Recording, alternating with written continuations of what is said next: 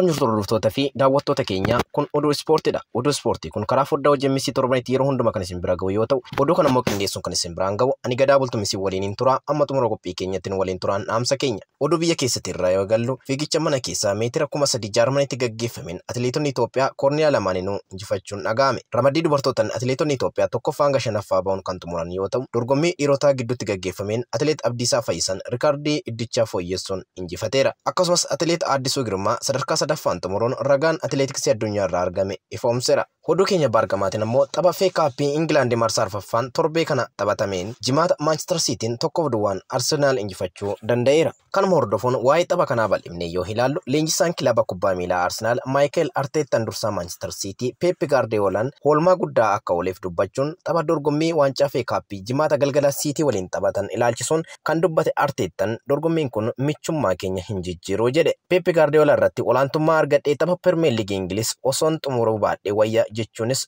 dubbateera Arteetaan. Leenjisoota dorgommii keessatti adeemsa milkii irra jiran lameen lammii Speen yoo ta'an lamaanuu Maanchister Siitii keessatti leenjisoota ta'anii waliin hojjetaniiru. Arteetaan gargaaraa leenjisaa yeroo ammaa Maanchister Siitii kan ta'e Peep Gaardiyoolaa ta'uu akka erga hojjetee booda bara 2019 leenjisummaa mataa isaa danda'ee Arsenaal seenuunsaa ni yaadatama. Arsenaal yeroo ammaa taphni tokko osoo hafee jiru lammaffaarra kan jiru Siitii qabxii 5 caalee tokkoffaarratti kan argamudha. Bara 2004 osoo hin mo'amin erga waancaa nyaataniin booda yeroo jalqabaaf bara kana liigicha dursuun abdii waancaa kan odhate Arsenaal miira keessumaa ta'eetu natti dhaga'ama jedhe Arteetaan haala Arsenaal bara kanarratti argate. Arteetaan wayita Siitii keessatti gargaaraa leenjisaa ture waancaa Pirimeer Liigii 2, FA Kaappii 1 fi EFL 2 nyaachuunsaa ni yaadatama.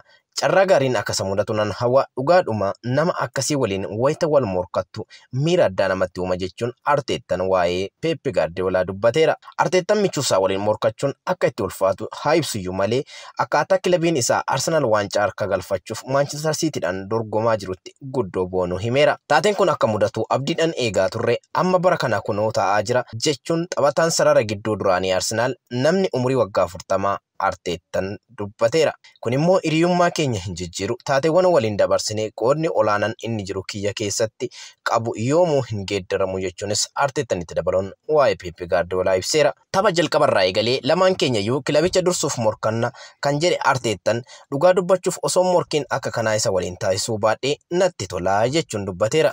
Arsenaal tapha qormaataa itti ta'a jedhamu Siitii waliin yeroo lama gaafa guraandhala 15 fi Heebla 26 ni qabaata jedhame. Arteetaan Arsenaal hoogganuu erga eegalee bara 2019 waancaa feekaappii 10ffaa Arsenaal waliin argateera. Dirree Itihaad irratti Siitiin waliin wal arguun ammoo seenaa qabeessa jechuun kan dubbate Arteetaan dorgommiin kun nuuf akkaataa bu'a qabeessa seenaa hedduun walitti hidhata egeree keenya murteessuu keessatti qooda guddaa qaba jechuun Arteetaan dubbateera. Egaan dhaggeeffattoota keenya ittuma fufuun taphoonni feekaappii sanbata taphatamanii kan turan yoo ta'u, sanbata Maanchister Yuunaayitid 3-1 Reedingii yoo injifatu, Weslalaan 2-1 Leesteriin injifatameera. Akirootooniin 1-3 Liis Yuunaayitidin yoo mo'amu, Saawuzaamptan 2-1 Bilaakpuul injifachuu danda'eera. Ittuma fufuun Ipswiich Taawunii fi Barnlee waliin kan taphatan qabxii 1-1 qixa ba'uudhaan yoo qooddatan, Sheefildii fi Filiitwood Taawun waliin taphachuudhaan 1-1 qabxii qooddachuu danda'aniiru. Fulaamii fi Seendilaandis akkasuma qabxii 1-1 kan waliin qooddatan yoo ta'u, Blaakbarnii fi Birmingham Siitiin 2-2 walitti galchuun qabxii 1-1 argachuu danda'aniiru. Haaluma wal fakkaatuun Luton Taawun Grimsby Taawun waliin taphachuudhaan qabxii 1-1 yoo qooddatan, Bristol City fi West Bromwich waliin taphachuudhaan Bristol Cityn 3-2 West Bromwich injifachuu danda'eera. Ittuma fufuun taphni taphatame Preston North End Tottenham waliin kan taphate, Preston North End dirree isaarratti Tottenhamin mo'ame 3-2 qabxii 3 Tottenhamiif argamsiiseera. Dilbata Biriitaanii fi Liverpool kan waliin taphatan, Biriitaan 2-1 Liverpool injifachuun Liverpool tapha feekaappiin ala ta'uu danda'eera. Stoke City 3-1 Stevenage yoo injifatu, Wrexham 3-3 Sheffield United waliin qixa bahuun qabxii 1-1 qooddachuu danda'aniiru. Egaan dhaggeeffattoota keenya oduun ispoortii irraa qabne kanumaa waan waliin turtaniif galatooma.